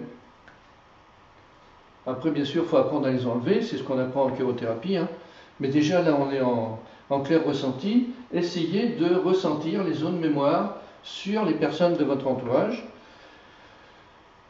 et de manière à bien comprendre quelles sont les zones affaiblies. Ça peut être aussi au niveau ventre, ça peut être déception, famille, travail. Et bien sûr, on fatigue le foie, voilà, etc. Donc toute cette semaine, essayez de percevoir toutes les boîtes, puisqu'on appelle ça des boîtes mémoire, c'est plus facile, puisque c'est du stockage, et puis voir les endroits les plus comment dire, où il y a plus de mémoire. Parce que bien entendu, au niveau physique, il va y avoir une influence. Deuxième partie de travail pour cette semaine, eh bien, vous allez regarder s'il y a des kystes cancéreux. Alors, les kystes cancéreux se présentent comme des boules qui sont autour, des kystes astraux, hein, qui sont autour et reliés à la personne. Donc, selon la grosseur de la boule, évidemment, elle absorbe plus ou moins l'énergie de la personne, et donc nous indique l'état d'évolution du cancer. Donc ces boules, ces kystes astraux, se créent en fonction donc, des faiblesses de la personne. Comme on a dit tout à l'heure, s'il y a une faiblesse au niveau de l'épaule droite et du sein droit, donc par rapport à une déception sentimentale, il se crée une sorte de kyste qui grossit, qui grossit, qui grossit, et qui est branché sur la zone et qui crée des racines, des racines, des racines. Et donc, à partir d'une certaine grosseur, en l'occurrence à partir de 50 cm à peu près, le kyste est puise tellement l'énergie de la zone que commence une prolifération de cellules anarchiques, puisqu'il se nourrit des énergies de la zone. Et ce qu'on appelle les cellules anarchiques, il s'agit donc d'un début de cancer. Le cancer qui est la plus grande maladie de la planète. Donc, on va essayer de chercher dans notre exercice de clair ressenti, est-ce qu'il y a des boules de kystes astraux? Parce qu'il peut y en avoir plusieurs. Après, on pourra regarder dans quelles limites sont les racines. Et puis, on verra aussi qu'il y a des racines qui vont plus loin, avec des sortes de tubercules, un peu comme des pommes de terre, qui sont reliés et qui alimentent la zone. C'est-à-dire, si une jeune fille a donc une déception sentimentale, elle affaiblit la zone. Mais aussi s'il y a des non-dits, les non-dits, la boîte mémoire est au niveau de la gorge. Donc il va se créer, au bout de la racine, une sorte de tubercule plutôt à ce niveau-là. S'il y a eu des problèmes sexuels, il va y avoir une tubercule qui va se créer dans cette zone-là parce qu'elle est affaiblie aussi. Ce qui fait que plus le kyste va grossir, plus les racines vont grossir, plus on va avoir des tubercules un peu partout. Et donc, pour nettoyer un cancer, il va falloir enlever ce kyste, enlever les racines, enlever les tubercules et redonner de l'énergie pour que tout se reconstruise. Alors, jusqu'à 50 cm de grosseur, il n'y a que des racines, il n'y a pas encore de prolifération de cellules anarchiques. Donc, si on enlève tout, il n'y a pas de cancer. C'est quand ça dépasse 50 cm où là commencent des cellules anarchiques. Donc nous, notre objectif là, c'est au niveau clair ressenti, c'est de chercher sur la personne, donc au niveau de ses corps extérieurs, s'il y a des kystes astraux, et puis donc de regarder, de faire le contour, et quelle est sa grosseur. Donc par exemple là, on a un kyste qui fait 55 cm, et bien après, on va regarder à quel endroit il est. À quel endroit dans la personne, on cherche dans la personne où est la zone des racines. Bon, par exemple, là, eh bien, il s'agit au niveau foie. Donc, on en conclut qu'il s'agit de déception famille-travail qui ont créé cette zone d'affaiblissement du foie et qui ont créé ce kyste qui va faire un cancer si on ne l'enlève pas. Donc, ça, c'est une autre histoire où on va développer plus en chirurgie, bien entendu, comment l'enlever, etc. Mais pour le moment, nous, on cherche à savoir où est-ce qu'il y a des kystes et quelle est leur grosseur. Alors, on peut faire comme un filtre, comme si on filtrait la personne, et dès qu'il y en a, hop, ça s'arrête, et puis après, on cherche la limite, et puis après, on cherche à l'intérieur de la personne où sont les racines. Il peut y en avoir sur le bord, il peut y en avoir au-dessus, il peut y en avoir un peu partout, plusieurs. Bien sûr, ce qui nous importe, nous, c'est le plus gros, évidemment, mais il peut y en avoir plusieurs. Et donc là, on va chercher simplement en faisant le tour, en regardant de face, en regardant derrière, s'il y a des kystes astraux et quelles sont les grosseurs. Et ensuite, si on a un kyste, on regarde la personne, à quel endroit sont les racines. Voilà. Et vous pouvez tout de suite percevoir sur une personne s'il y a un cancer naissant et à quel endroit. Sans faire de magie, hein. Simplement le clair ressenti. Vous filtrez la personne, ou on pourrait dire je cherche uniquement les racines, donc je filtre, tac, ah ben là il y a une zone de racine, ah ben là encore au niveau du rein, par exemple. Et vous pouvez dire à la personne, ben voilà, si vous continuez, ben vous allez avoir un cancer au niveau du rein. Mais c'est pas de la magie, hein, c'est juste du clair ressenti. Il y a toujours un kyste astral avec des racines au niveau d'une zone qui va devenir un cancer. Bien entendu, la médecine n'y peut rien puisqu'ils font que du physique. Donc eux, ils vont détruire la zone ou alors enlever le sein, ils vont rayonner, envoyer de la chimio. La chimio, c'est uniquement de la destruction locale, mais en n'enlevant pas l'origine des cancers, bien entendu que ça va revenir. Voilà, donc second test de cette semaine, est-ce qu'il y a des kystes astraux? Quelle grosseur? Et où est-ce qu'ils sont implantés? Sur vous, en miroir, sur les personnes de votre famille, etc., sur tout ce que vous voulez. Même ça peut être sur un animal aussi, il peut très bien avoir un kyste astral sur... Alors, les gros kystes, et puis en second lieu, les kystes qui sont en essence sur les limites du corps éthérique. Vous n'allez pas se faire le tour, et puis vous allez voir qu'il peut y avoir des petits kystes qui sont en train de se former et qui vont grossir et qui vont s'installer dans une zone faible.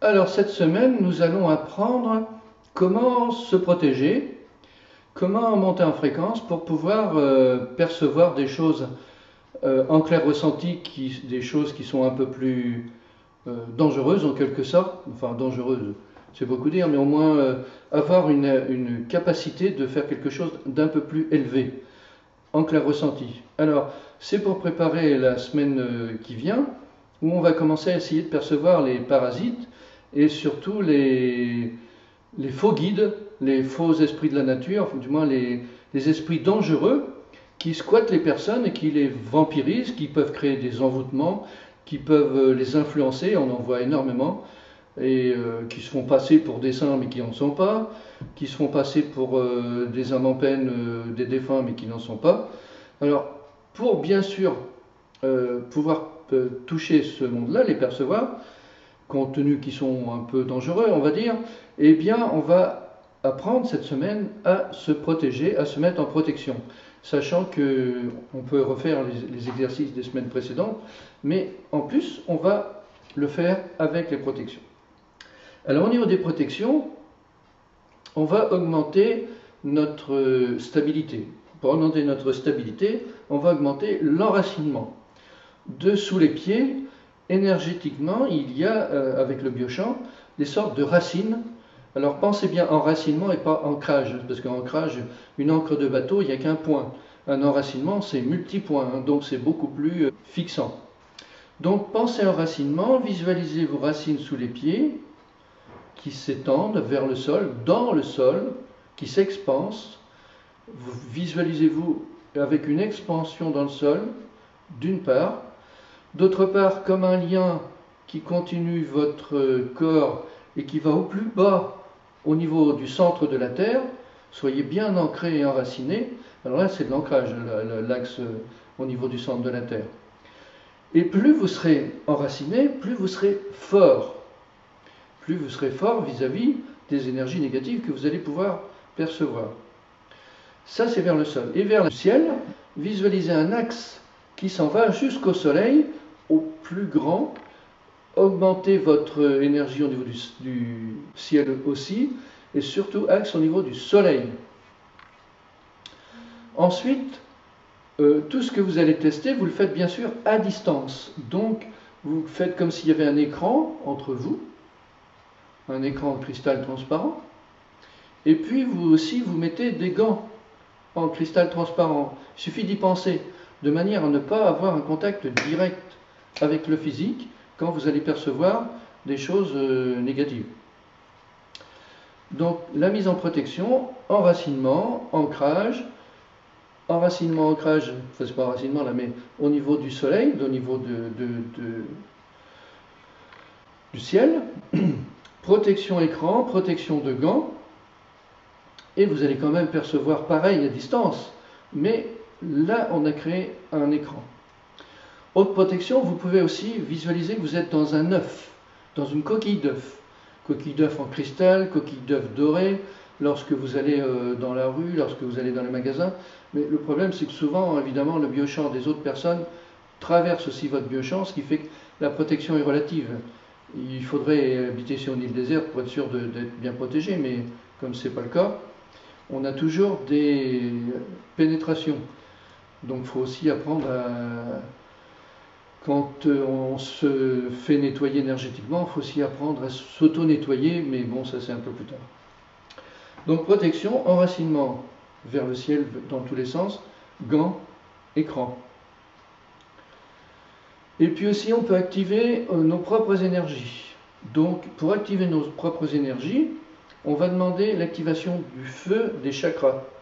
C'est-à-dire qu'on a des chakras, c'est des centres énergétiques hein, qui sont comme le cœur pour le physique, comme les vaisseaux, enfin ça fait partie des corps énergétiques. C'est des systèmes du corps énergétique. Un chakra, donc il est à un endroit, par exemple au niveau du cœur, et puis il a une activité au niveau du cœur physique, du cœur émotif, enfin du cœur éthérique avant, du cœur émotif, du cœur mental, du cœur spirituel et du cœur cristal et du cœur lumière. Il a une activité différente selon chaque corps. C'est pour ça que les émotions, par exemple, les sentiments, etc., ne sont pas du corps physique, elles sont du corps émotif. L'énergie d'amour universelle, c'est aussi à ce niveau-là, comme le biochant, mais c'est au niveau du corps spirituel. C'est une fonction de ce même chakra au niveau du corps spirituel. Donc on peut aussi allumer les feux, activer les feux. Donc on peut commencer par activation des feux du pied, parce qu'il y a un chakra au niveau des pieds, entre les pieds, même s'il n'est pas connu, peu importe, il existe.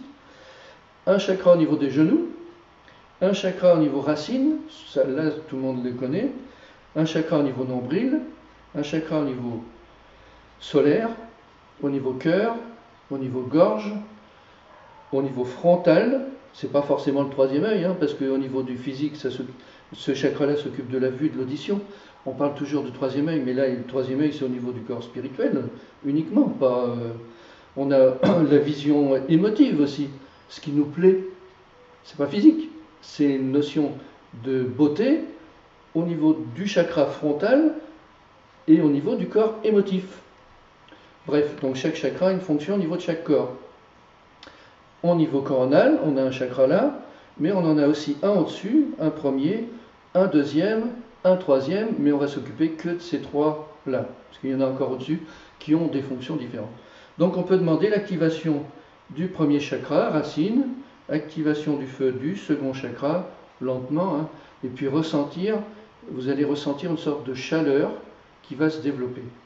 Donc là, si on active tous les chakras à partir des racines, enfin du pied du moins, eh bien on va être pendant une vingtaine de minutes en surcharge énergétique en quelque sorte, et donc beaucoup plus puissant au niveau à la fois de la perception et de l'action si on veut faire des choses au niveau énergétique. Voilà, ça c'est la protection au niveau énergétique que l'on va apprendre cette semaine plusieurs fois et en prendre l'habitude pour après, à partir de la semaine prochaine, commencer à percevoir des parasites, des envoûteurs, des esprits négatifs. Voilà. Prenez votre temps de bien allumer tous vos chakras, prenez votre temps de bien faire votre enracinement, votre ancrage central, l'ancrage à la tête, la grandeur, l'écran de cristal, les gants de cristal, et vous allez pouvoir ensuite percevoir, faire d'autres choses en protection.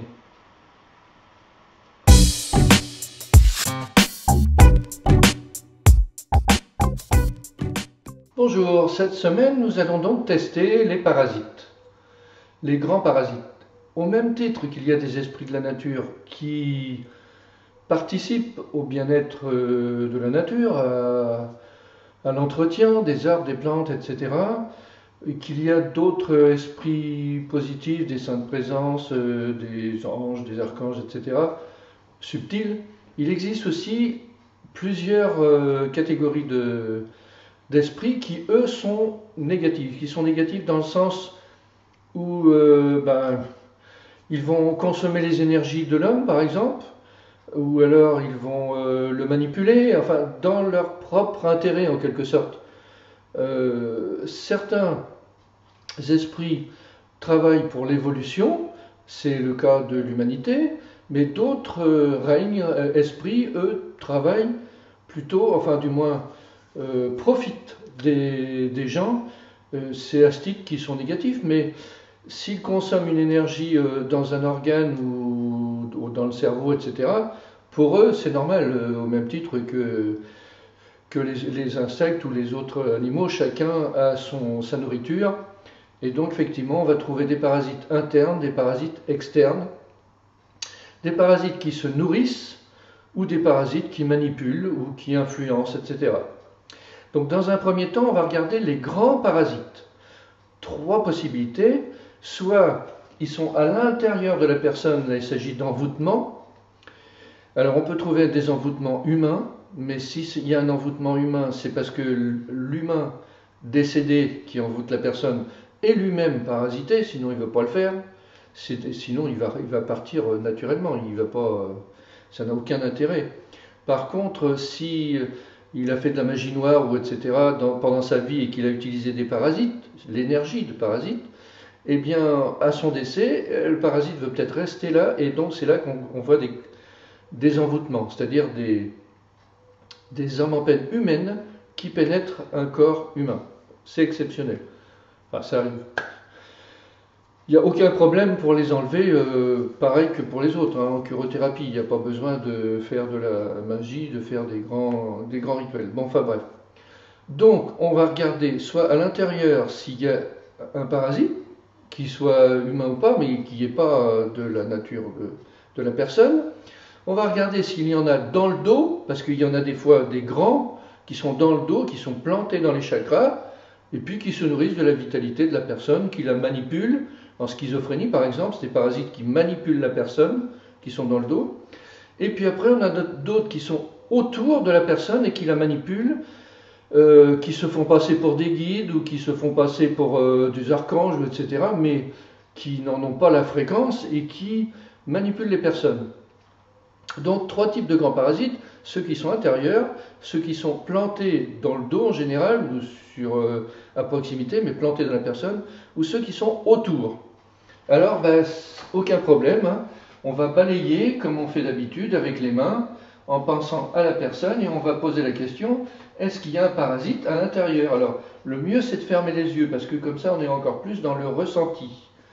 On ferme les yeux, on balaye, est-ce qu'il y a un parasite à l'intérieur? Et puis s'il n'y a rien, nos mains vont passer.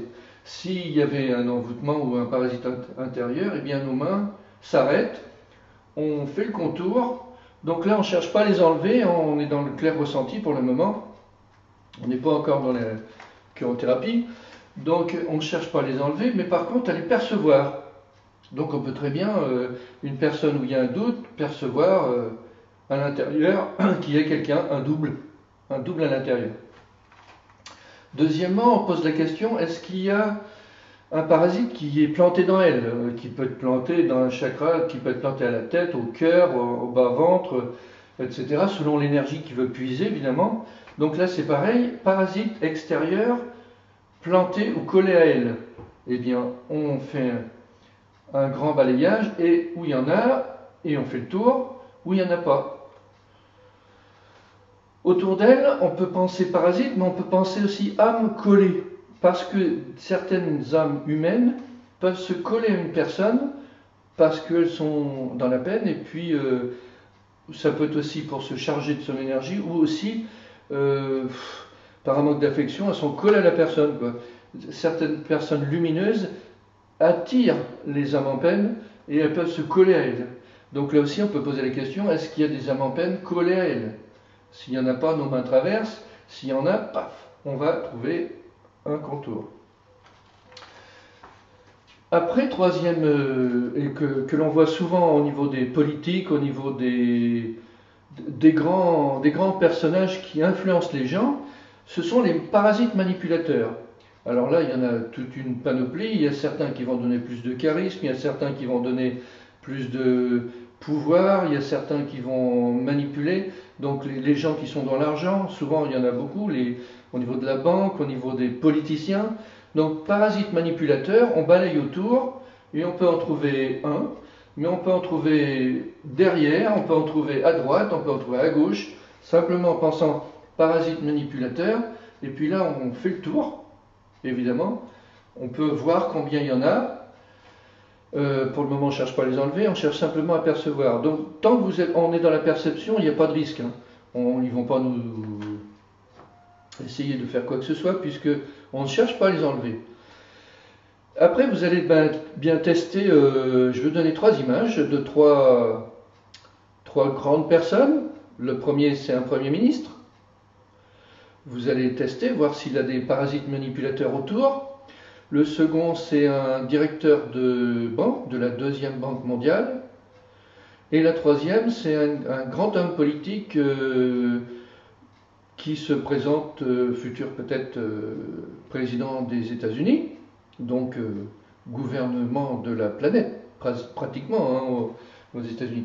Donc je vous mets les photos 4 secondes et vous testez s'il y a des grands parasites manipulateurs.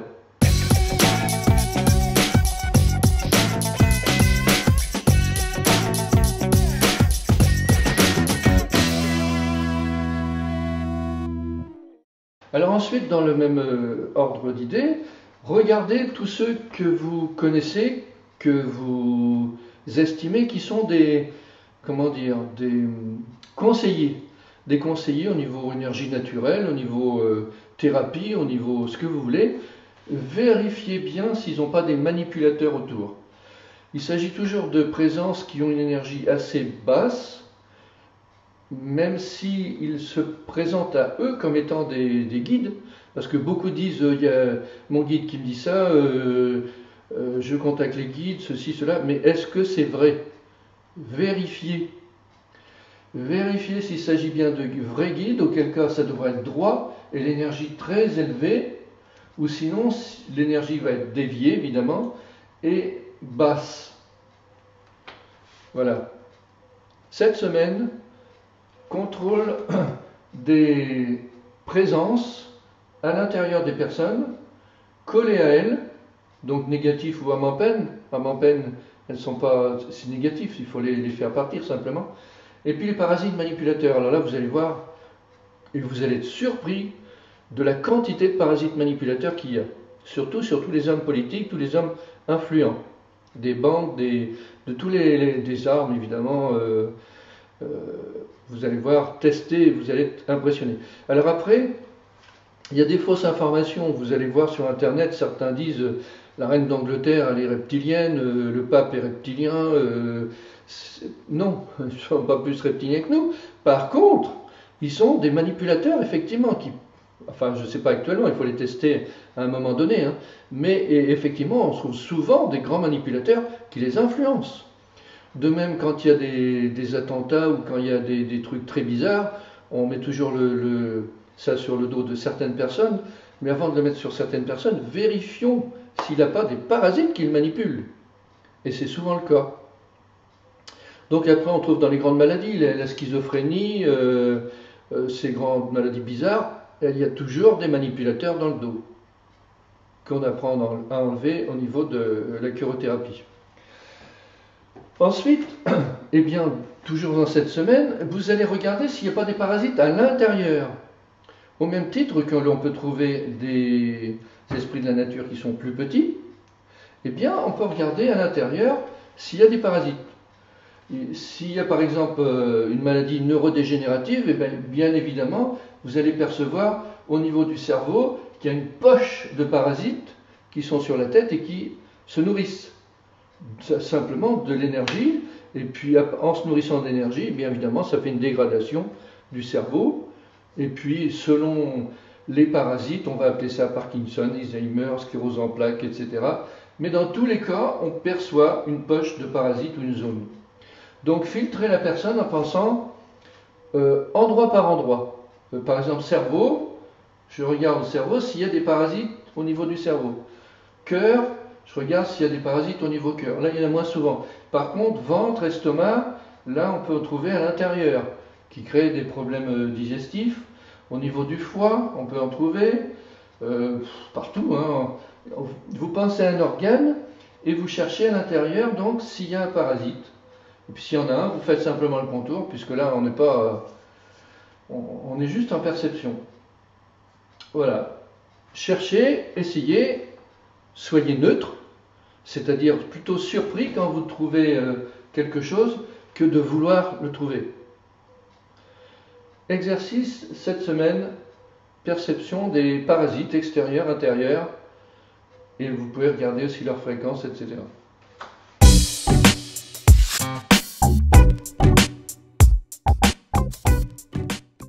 Nous arrivons maintenant à la 12e semaine.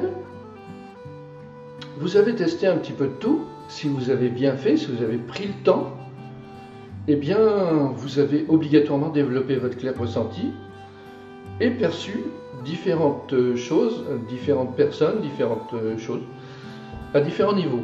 C'est-à-dire la fréquence, c'est bien vous qui la définissez, ce que vous voulez percevoir ou pas.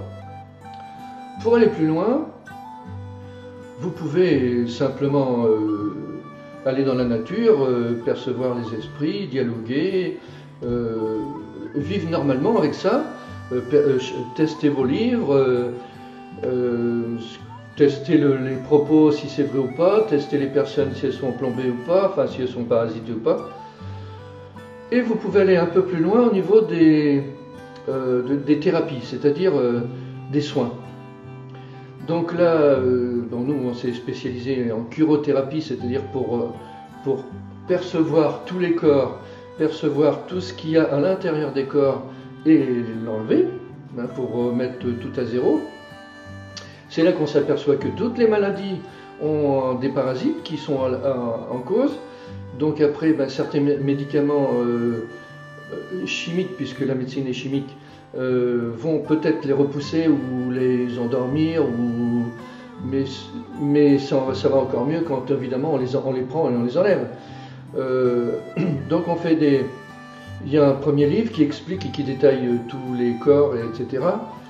et tous les contenus dans les corps. Un second livre qui décrit aussi en ce qui concerne le lieu, parce qu'il est évident que si on nettoie un corps physique énergétiquement, mais que le lieu est plombé, parasité, infecté, enfin, par des trucs très physiques, des fois, hein, des champs électriques, des champs magnétiques, ou des réseaux souterrains, ou des cheminées cosmotelluriques, etc.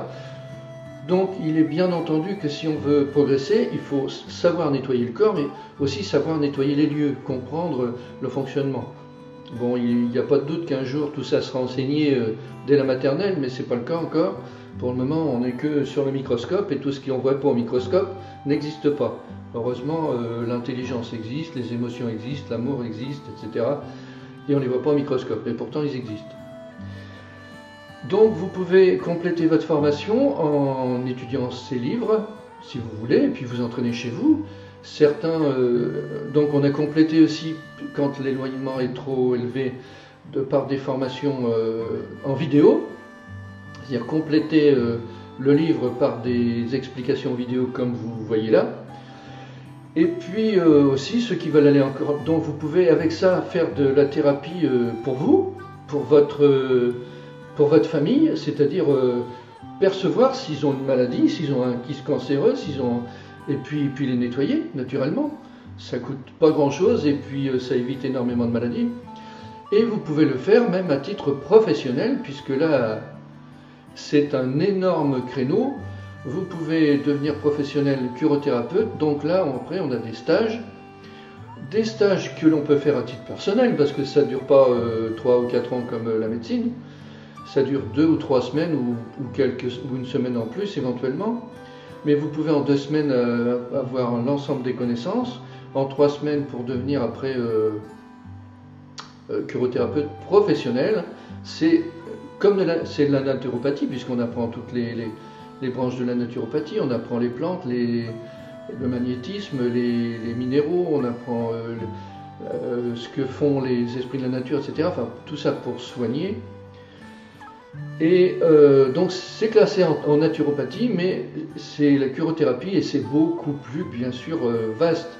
Par exemple, le magnétisme, c'est qu'un centième des techniques.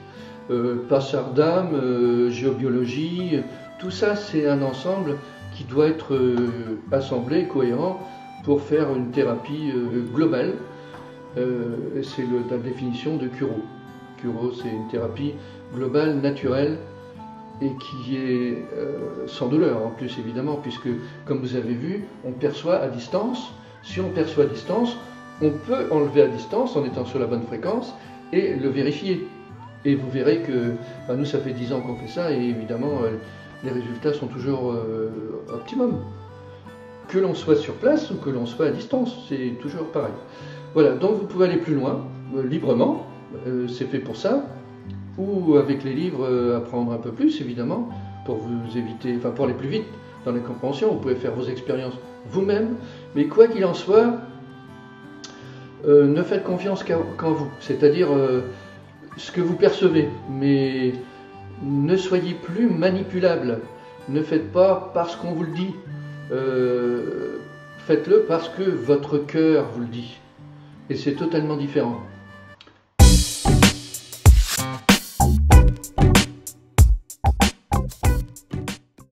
Eh bien, si vous avez respecté les 12 semaines et tous les exercices qui ont été indiqués, obligatoirement vous avez progressé. Maintenant, comment faire mieux que quand vous faites des exercices, si vous faites de la guitare, si vous apprenez à danser, si vous apprenez à quoi que ce soit, eh bien en réalité on apprend encore plus lorsqu'on l'enseigne. C'est-à-dire que faites connaître cette méthode, ces exercices autour de vous, essayez de les expliquer, essayez de les faire vous et de démontrer, et vous allez voir que vous allez vous aussi en bénéficier et donc monter encore plus en sensibilité. Le fait de vouloir l'apprendre aux autres, eh bien, améliore encore plus la technique et vous en bénéficierez. Toutefois, attention, enseignez, mais n'imposez pas, ne cherchez pas à modifier. Si les gens, même de votre famille, ne veulent pas en entendre parler, ne forcez pas la main, ce n'est pas l'objectif. On ne doit jamais imposer. Je vais vous donner encore deux petits cadeaux amusants. C'est pas de la magie, mais ça pourrait être de la magie. Le premier, le sonotest. Rappelez-vous, on en a parlé au départ, et bien sûr que vous avez utilisé. Eh bien, on peut, alors on le déplace évidemment avec le biochant comme ça, pour percevoir le biochant, mais on peut le mettre en fixe aussi, comme là. Et si on le met en marche, eh bien, en se déplaçant, on entend tous les cercles. Et si je me déplace, vous entendez, le son est amplifié. C'est pas de la magie, c'est... Et je me redéplace. À chaque fois que je suis sur un cercle, on entend le son.